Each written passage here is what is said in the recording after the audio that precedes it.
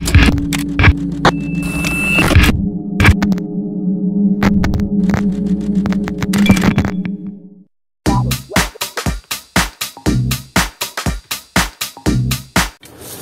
chào tất cả các bạn đã quay trở lại với kênh của Bạn Học Lazada. Hôm nay thì mình lại có một kiện hàng từ quốc tế từ trên Shopee. Mất không phải hôm nay là 13 không?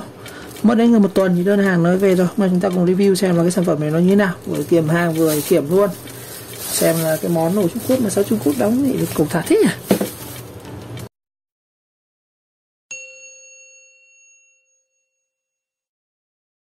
Rồi, đây là thông tin đơn hàng trên app mình mua từ shop là letter.vn. Nói chung là mấy cái shop của quốc tế anh em thấy rằng nó hay có đuôi .vn nhá, toàn là shop Trung Quốc hay gì đấy, chắc ở Trung Quốc. Mình mua cũng khá nhiều thứ và tổng đơn là chỉ có 94.000 thôi. Và đặt từ mùng 5 tháng 5 này. Mãi đến hôm nay 13 tháng 5 mới nhận được này. Cái đơn này thì cũng hơi tội cho bạn ship là mình hôm đấy mình để điện thoại ở nhà, không để chuông trái kêu gì, nhưng mà lúc mà đi ăn cơm mới phát hiện ra là gọi ship gọi đến chục cuộc, lúc mà giao của bà nhắn tin trái trả lời mình, nói chung mình không check được. Rất tiếc rồi. Thôi để kiểm luôn xem nào. Chúng ta sẽ có là rất nhiều thứ nhá. Đầu tiên là chúng ta sẽ có một cái gọi là dụng cụ hàn miệng túi mini. Đó, cái này thì mình thấy từ lâu rồi, thấy từ vài năm trước, chúng này dịp mua về dùng thử. Đây, cái này để hàn túi thì chắc là mua về nghịch chứ cũng hàn hết thì cái này.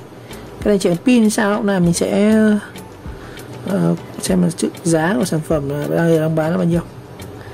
19.000 nha. Máy hàn miệng túi. Đợt mình mua thì ở đây không thấy ghi giá tiền nhỉ, không thấy ghi giá tiền, chỉ xem một thôi.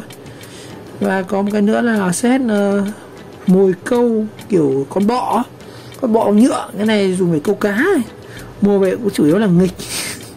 Đây, cái con bọ bé tí thì nhìn hay trông nó như con dế cái gì. Đây này, cái ảnh nó bé tí này. Mua 10 con giá là khoảng nhìn con này hay.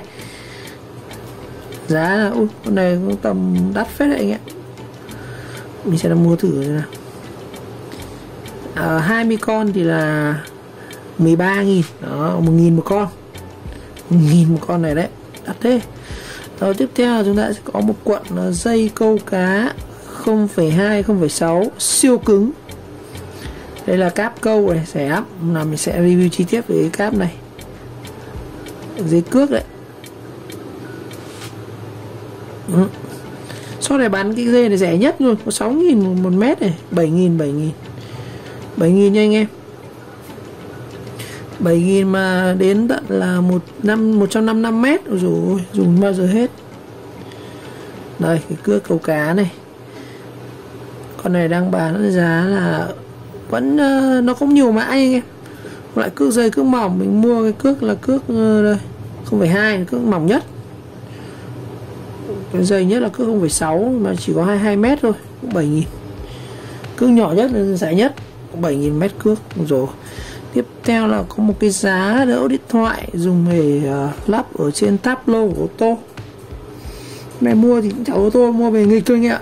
Chả để xem kẹp vào bàn hay kẹp gì không, mình mua về thử mà. Đây, cái này kẹp kính ô tô này, nó có thể bẻ cong được nhá. Đó, đây này, để trên ô tô có thể rồi đấy, hay phết. Đây có thể kẹp bẻ cong được này. Giá là bao nhiêu tiền đây?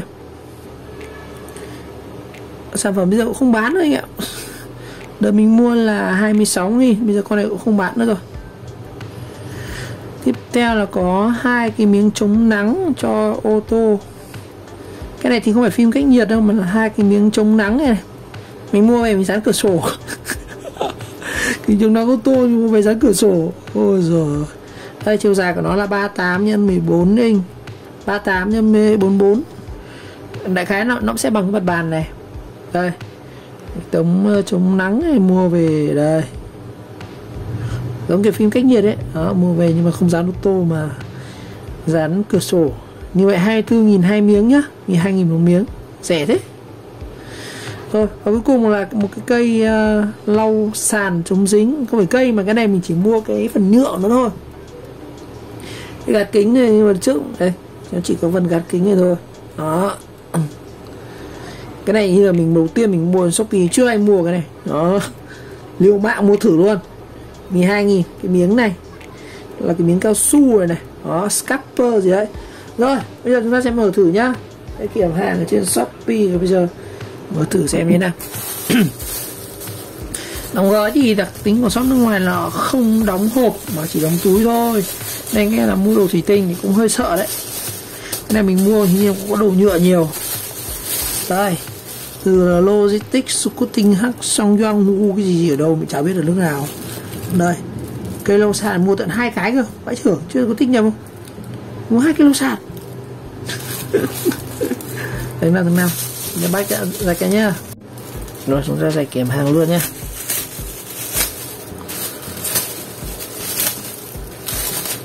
Ôi trời, quốc tế, đóng rất quốc tế luôn, túi lông không cần hộp, đi qua máy bay các kiểu mà. Shop đóng cho mình xem nào, đây là 94.000 sẽ có những cái gì nào. Ui giời, dính chặt. Ra các điều thứ anh ạ. Nói chung mình thấy quốc tế là cái gì họ cũng bán hết. Đầu tiên là cái này, nó dính vào nhau anh em, nó dính vào nhau. Cái này là hộp cước câu cá gì đây, TF gì, có cả bạt niêm phong nhá. Xếp siêu sẽ bà, có phải nhẹ lắm anh ạ. Đây cái cước đây, cước nó mỏng dính luôn này. Cước như kiểu sợi tóc bạc ấy, nó rất mỏng. Rẻ thế đấy, có 7.000 cái cước này. Mỏng mà nó rất là dai nha anh em, đừng khinh, mỏng nó rất là dai đấy. Trên này có nhãn hiệu là sờ cho nghe xe hen, tán tính tàu gì thôi. Cước này cước là 0.2 nhá, cước mỏng nhất của cái cước câu cá. Và cuộn này là 155m nha. Ôi, 150m thì mình bắt từ tòa này sang tòa kia. Cái này là 7.000. Đó, trời rẻ vậy. Tiếp theo là cái này, nó cứ dính vào nhau nhỉ, thế mới điểm. Cái này mình chả biết là cái gì, bắt ra nào. Đây,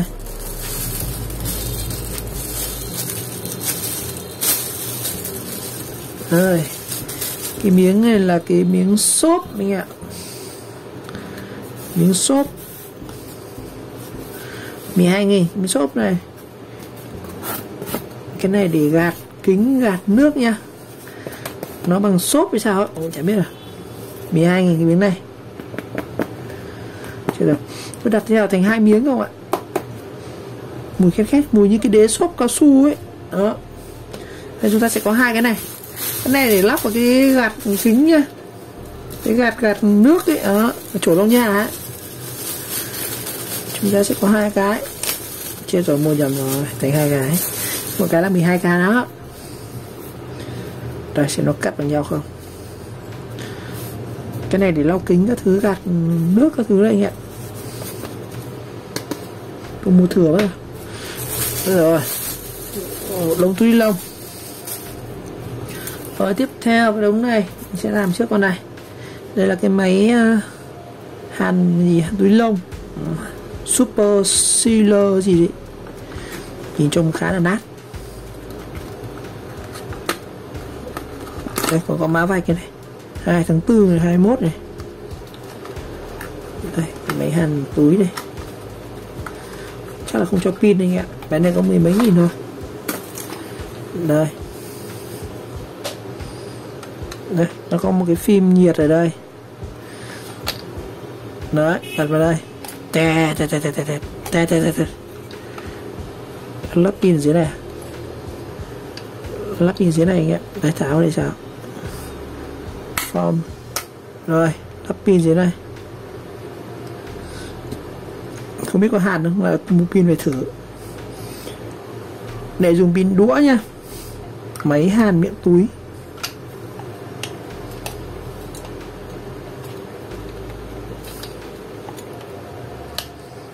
Nó lắp vào cái gì nhỉ? Quên mất không biết cách lắp vào như nào luôn. Ấn ở đây hả?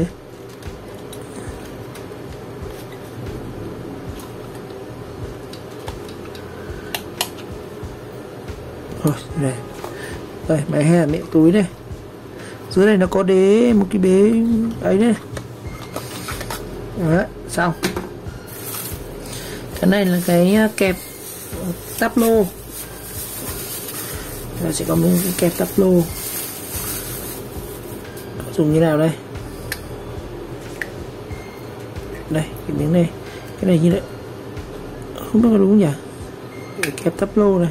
Đây cái kẹp này thì dùng như này, cái miếng này thì các bạn sẽ ngoắc vào cái phần táp lô này, rồi ngoắc vào táp lô ở trên này, và cái này các bạn kẹp điện thoại vào đây. Đấy, nó sẽ như này. Đó, cái này đó, cái này ngọc vào táp lô như này nhá. Xíu nữa mình bẻ ra gãy đấy, phần nhựa thôi. Rồi dùng như này. Đấy, chứ nó chỉ kẹp thế này thôi. Rồi đó là cái miếng kẹp đấy, để kẹp bạn cũng được chứ anh em. Cái này miếng này mình thấy nó bảo phải kẹp được các bạn, nó rất là khỏe. Đó.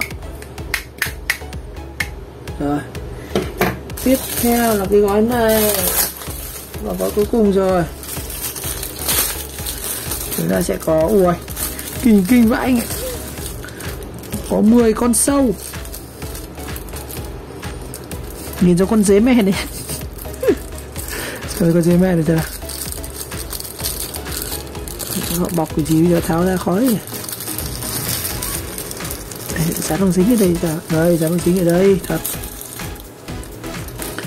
Chúng ta sẽ có 10 con bọ con dế mèn. Rồi đây là 10 con bọ. Giá 13.000. Ô, nó rất là mềm nhá. Đây là con bọ này. Con này thì nó bằng cao su nha anh em, mà nó rất là mềm, rất là mềm luôn này, bóp này. Mà nó có cả đuôi cả chân, nhìn trước con dế mèn luôn này. Đó, con này cũng cá lớn phết đấy. Này, ôi, nó làm cả đầu này, nhìn như con nhộng ấy. Trời ơi, y chang này, công nhận hay. Sao rồi. Đó, này rất phù hợp với anh em là câu fishing, câu lua, câu đơn cũng được.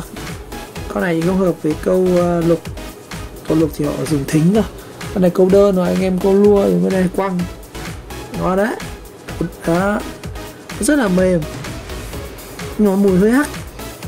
Cá chắc là không phải mùi, nó chỉ nhìn thế thôi, nó nhìn thấy này. Đó, có chân biết các kiểu này. 1.000 một con. Rồi, và cái sản phẩm cuối cùng, miếng ngon dành cho kẻ cuối là cái miếng này. Đây là cái miếng chống nắng dành cho cửa ô tô. Mình định mua về dán cửa sổ đây. Ô, cái này nó cắt theo hình cửa sổ luôn rồi anh em ạ. À không, đây nó cắt hình chữ nhật nha. Chúng ta có 2 miếng để có thể chống nắng này. Xem nào, là cái phim luôn. Rồi, đây là cái phim. Ô, nếu mà dán này thì làm sao mà nhìn ra ngoài được nhỉ? Đây, mùi rất là kinh em ạ. Bóc thử nhá. Chưa biết bóc thì đây. Tấm này của nó dài là 40, 3 mấy x 40 ấy. Đó, để dán cửa kính cũng được. Mặt sau chả có gì, nó như kiểu những đề can ấy ạ. Đây là đề can cho phim nhá.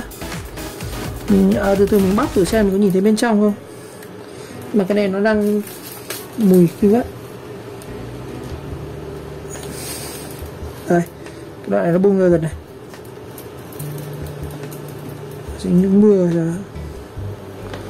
Ồ, như vậy là nhìn được ra ngoài nhá. Đây, của nó là chấm bi anh ạ. Chấm bi là chúng ta có thể nhìn ra ngoài được. Mà cái này nó không dính đâu. Cái này chắc phải bôi nước vào nó mới dính. Nó giống kiểu phim ô tô á. Đây này. Cái này thì không phải cắt khuôn anh ạ, nó không dính luôn này. Cái này các bạn chỉ cần lấy khi ra mình mua cái này dùng, có thể dùng cái này để gạt kính trong ô tô cũng được. Đây chính là cái miếng này. Đây. Rất hay luôn này. Có 12.000 một tấm này thôi, quá rẻ. Đây để dán được chấm bi ô tô thì khá là đẹp. Vẫn có thể yên tâm nhìn ra ngoài được nhá. Rồi, yên tâm dán ra ngoài được, rẻ quá. Rồi, tổng kết lại với đơn hàng ngày hôm nay, chúng ta được rất nhiều thứ hay ho, nhiều thứ để nghịch, như là cái máy hàn điện túi này, cái kẹp điện thoại này, có thể kẹp cho tắp lô cả trên bàn này. Hai cái mút này thì mình mua mình sẽ lại làm cái riêng này. Mấy con sâu này, cước câu này, một số thứ khác. Rồi, tất cả các bạn đã theo dõi video clip và theo video hay, các bạn nhớ like, subscribe kênh và chờ đón các video tiếp theo.